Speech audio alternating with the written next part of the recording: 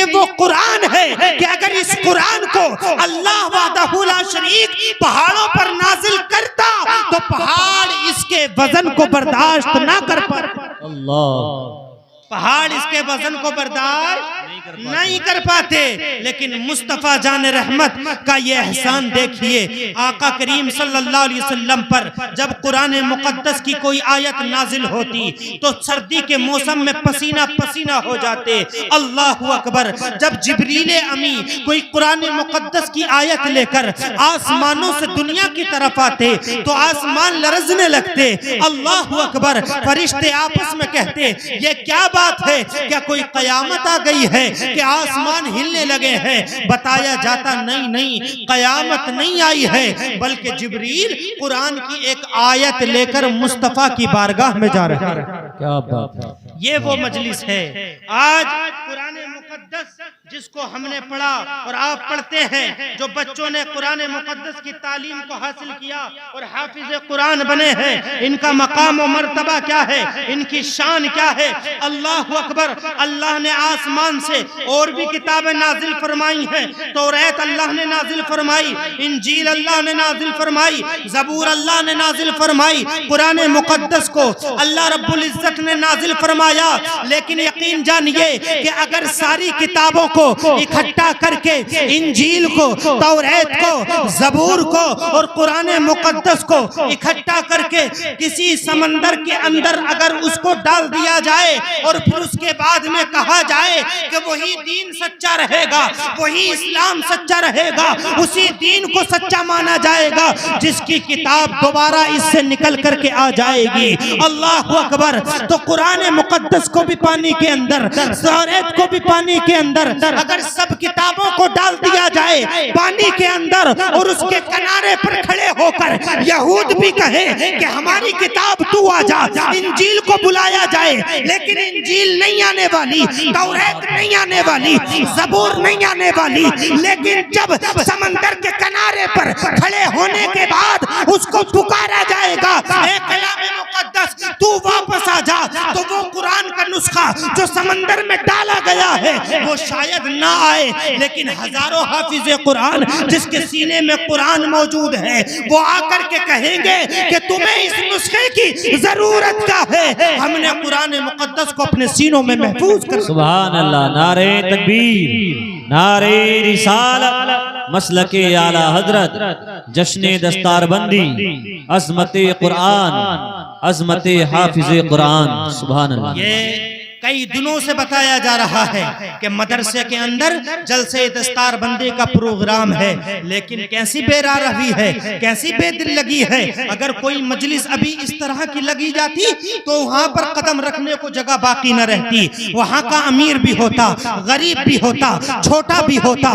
बड़ा भी होता, मोटा भी होता, सब वहां मौजूद होते, जगह वहां पर बाकी न रहती। लेकिन कैसी ये बेदिली है, कैसी ये बेरारवी है। यहाँ पर उस जगह पर बैठ करके हमारा दिल नहीं लगता है जहां पर अल्लाह का जिक्र किया जा रहा है, कुरान मुकद्दस की तारीफ की जा रही है। कुरान मुकद्दस की वो किताब कि जिसके ताल्लुक से रब फरमाता है इन्ना नहनु नज़्ज़लना ज़िक्रा व इन्ना लहू लहाफ़िज़ून। बेशक हमने कुरान को उतारा है और हमें इसकी हिफाजत फरमाने, हमें क्या इसकी हिफाजत फरमाने वाले हैं। लेकिन सोचते हैं कि चलो जिनका काम है वो जलसा कर ले, हमारे जाने की क्या जरूरत है, हम क्या करेंगे जाकर।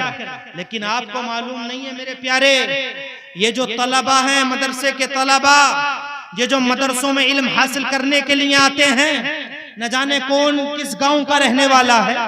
बाहर के आने वाले तलबा जो आपके गांव में, आपके इदारे में ये इल्म हासिल कर रहे हैं, ये आपके लिए फख्र की बात है कि नहीं है? अरे बोलो। ये बाहर दूर दराज से तलबा आकर के इल्म हासिल कर रहे हैं।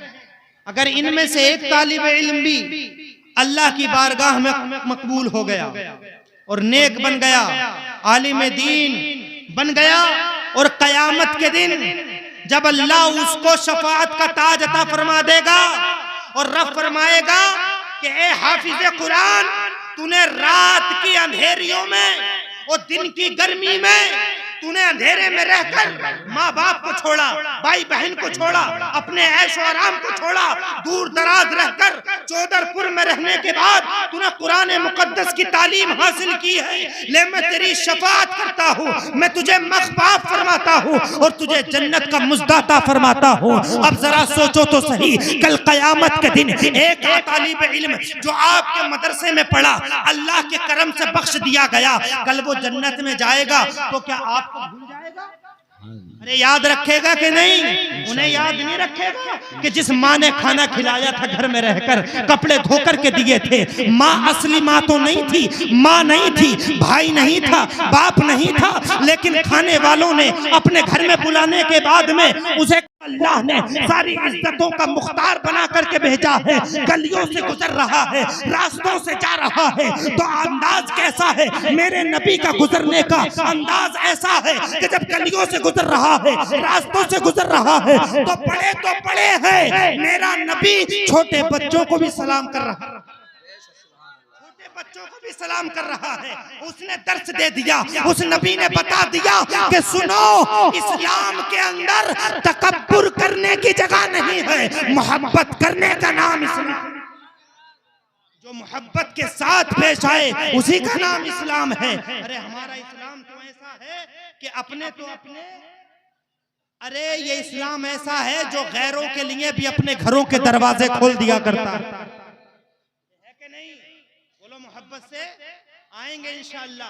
अल्लाह की कसम याद रखना, ये एक आलिम आपसे वादा कर रहा है, ये रात आपकी पिछली रातों से अच्छी है, ये वक्त आपका पहले वक्तों से अच्छा है।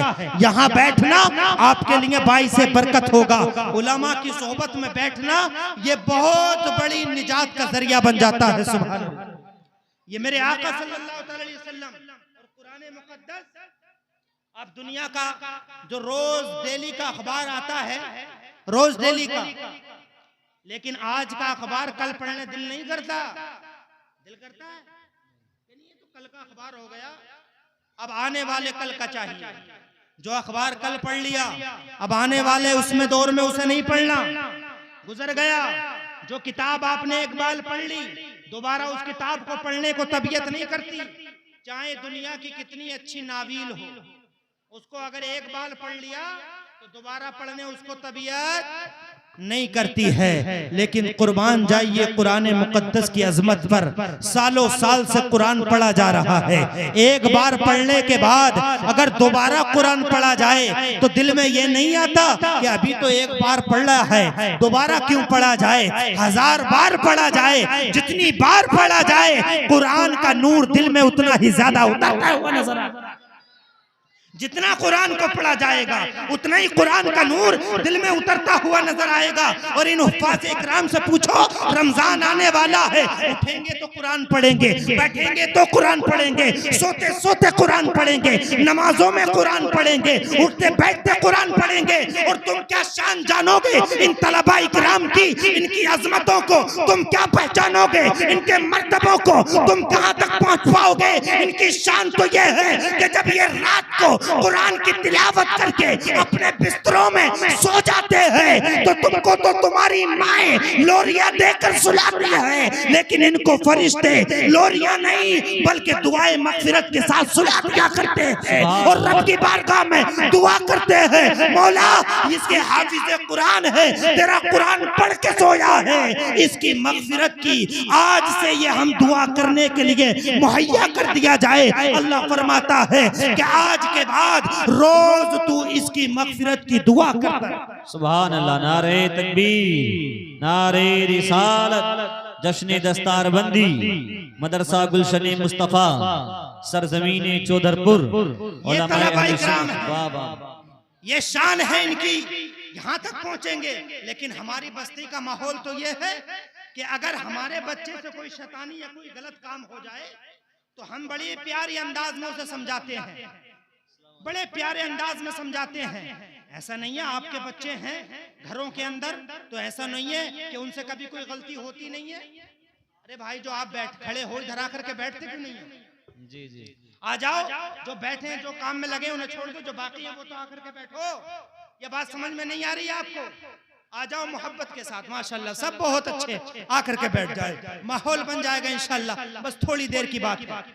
ऐसा तो नहीं है कि आपके बच्चों से गलतियां नहीं होती हैं, गलतियां होती हैं, लेकिन अपने बच्चे से अगर कोई गलती हो जाए, कोई शरारत हो जाए, कोई गलत काम हो जाए, तो बड़े मुश्फिकाना लहजे में उसे समझाया जाता है, मोहब्बत के साथ उसे बताया जाता है कि बेटा ये काम गलत है, इस तरह से ना किया जाए। लेकिन ये जो मदरसे के तलबा हैं, ये भी तो मदरसे में पढ़ने वाले जो तलबा हैं, ये भी तो बच्चे हैं, ये भी तो छोटे बच्चे हैं, ये भी तो नादान हैं, गलती इनसे भी हो सकती है, गलत काम इनसे भी हो सकता है। तो इनको भी अपने बेटों की नजरों से देखा करो, इनको भी प्यार की नजरों से देखा करो, मोहब्बत से समझा दिया करो। इन मदरसे के बच्चों से बदजन ना हो, एक के गलत काम को, सारे उलमा को गंदी नजरों से ना देखो। अल्लाह की कसम, अगर इसी उलमा की तहरीर को उठा कर देखोगे तो इसमें गलत जितने मिलेंगे, इसी उलमा की फहरिस्त में गौसे आजम भी नजर आएंगे, इमाम आजम भी नजर आएंगे, मुफ्ती आजम भी नजर आएंगे, आला हजरत भी नजर आएंगे, साबिर पाक भी नजर आएंगे। और मेरे आका फरमाते हैं कि अगर कोई नेक आलिम की सोहबत इख्तियार कर लेता है तो अल्लाह रब्बुल इज्जत की कसम, मेरे आका फरमाते हैं जिसने किसी नेक आलिम को देखा गोया मुझे देखा, जिसने किसी नेक आलिम के हाथ का बोसा दिया गोया मेरे हाथ का बोसा दिया, जब किसी नेक आलिम के पास बैठा गोया मेरे पास बैठा। अल्लाह की कसम, इन उलमा का मर्तबा ये है, इनकी शान ये है कि अगर ये दुआएं कर दे तो अल्लाह इनकी दुआओं को हाथ उठाने से पहले कबूल फरमा लिया। सुभान अल्लाह, वाह वाह वाह, फरमा लिया करता है। ये शान है इनकी उलमा की, इनकी आजमत ये है। लेकिन बताया जा रहा है, समझाया जा रहा है कि आज ये जो जलसा सजाया और बसाया गया है, इसका मकसद क्या है? इसका मकसद ये है कि आपके बच्चों के अंदर ये जज्बा पैदा हो, आपके अंदर ये जज्बा पैदा हो कि आप अपने बच्चों को हाफिज कुरान बनाएं, कारी कुरान बनाएं, और आपको कुरान से मोहब्बत हो जाए, दीन से मोहब्बत हो जाए, मुस्तफा की शरीयत से मोहब्बत हो जाए। ये कौन बताएगा, कौन समझाएगा, कौन तुम्हें वहां तक पहुंचाएगा? किसी की जिम्मेदारी नहीं है, कोई तुम्हें सीधे रास्ते तक ले जाने वाला नहीं है। और आखिरी बात कह करके रुखसत हो रहा हूं। माशाअल्लाह, सुभान अल्लाह, नारे तकबीर, नारे रिसालत। माशाअल्लाह, शायर इस्लाम मौलाना हसन रजा खान नईमी साहब भी तशरीफ लेकर के आ गए हैं और बहुत जल्द आपके रूबरू होंगे और इनके बेहतरीन तरन्नुम में आपको ना तो मनक़बत समात फरमानी है। एक आखिरी बात, रास्ते जो होते हैं ना, रास्ते, यहाँ से मुरादाबाद का सफर तय करो तो कौन सा रास्ता इख्तियार करेंगे कारी साहब? जो हाईवे है, 4 लाइन, जो एकदम से पहुंच जाए। कारी जर्रार साहब के मदरसे में अगर जाना है तो पहले इधर थोड़ी घूम करके जाएगा, फिर सोचेगा पहले इधर से साफ सुथरा रास्ता तलाश किया जाए। क्यों? इसलिए कि कोई दिक्कत ना उठानी पड़े रास्ते में, कोई परेशानी ना उठानी पड़े। इसी तरीके से कुरान मुकद्दस के पढ़ने के 2 तरीके हैं। एक वो तरीका है कुरान मुकद्दस के पढ़ने का कि जो कारी कुरान, हाफिज कुरान, जो कुरान का सही पढ़ने वाला है वो तुम्हें बताता है। अगर उसी के तरीके पर चलकर कुरान को पढ़ोगे तो तुम्हें कुरान का नूर हासिल होगा, कुरान का सुरूर तुम्हें हासिल होगा। और अगर गलत तरीके से कुरान को पढ़ोगे तो इसी कुरान की आयत है, युज़िल्लु बिही कसीरन व यहदी बिही कसीरा। इसी कुरान को पढ़ने के बाद बहुत से वो हैं जो गुमराह हो गए और बहुत से वो हैं जो हिदायत पा गए। पता ये चला यही कुरान है, इसको पढ़ने के बाद गुमराह भी हो गए, हिदायत भी पा गए। ए कुरान, तू तो एक है, बड़ा एक नजरिए से जा रहा है, फिर गुमराह और हिदायत, ये दो वजह कैसी है?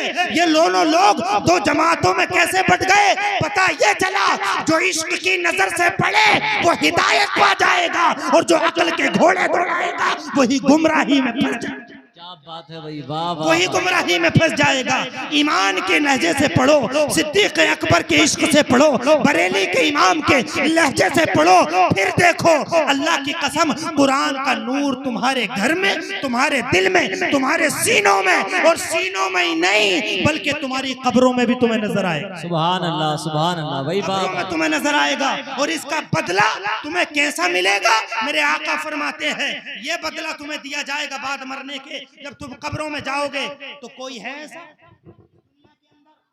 किसी और किताब का कोई जुज पढ़ दिया जाए और उसकी मगफिरत हो गई हो? कोई हदीस, कोई वाकया, कोई किस्सा, कोई कहानी आपने सुना कि फला किताब को पढ़ा, फला किताब को उसको कब्र पे पढ़ा और पढ़ने के बाद में अल्फाज नहीं मिलते, अल्फाज नहीं मिलते, सरकार को क्या कहिए, अल्फाज नहीं मिलते, अल्फाज नहीं मिलते, सरकार को क्या कहिए, जिब्रील सलामी दें, सुभान अल्लाह, जिब्रील सलामी दें, दरबार को क्या कहिए, जिब्रील सलामी दें, दरबार को क्या कहिए। ये खुशनसीबी है आप लोगों की कि उस जलसे में आए हैं कि जिसमें अल्लाह और उसके रसूल का जिक्र हो रहा है, और ये जो जलसा कराया जा रहा है, ये जो एहतमाम किया गया है, ये हजरत मौलाना आरिफ साहब की मेहनतों का नतीजा कि इन्होंने दरसगाह में बैठ करके एक हाफिज कुरान बनाया, कारी जाने आलम साहब की मेहनतों का नतीजा कि जिन्होंने बच्चों का कुरान पाक उनके सीनों में महफूज कराया है। ये कोई आम मजलिस नहीं है, ये उस कुरान मुकद्दस की बरकतें आज लेकर के आप जाएंगे जिसके ताल्लुक से आकाए दो जहां सरवरे कोनो मकां सल्लल्लाहु ताला अलैहि वसल्लम इरशाद फरमाते हैं कि ये हो गई, लेकिन हाँ कुरान मुकद्दस की बिस्मिल्लाहिर्रहमानिर्रहीम एक वजीफा ये पढ़ा, अल्लाह की कसम कब्र वाले की मगफिरत और बख्शिश हो। सुभान अल्लाह, सुभान अस्तगफिरुल्लाह रब्बी मिन कुल्लि ज़ंबि व अतूबु इलैहि व मा अलैना इल्लल बलाग। एक मर्तबा कलमा तय्यबा पढ़ ले, ला इलाहा इल्लल्लाह मुहम्मदुर रसूलुल्लाह सल्लल्लाहु तआला अलैहि वसल्लम।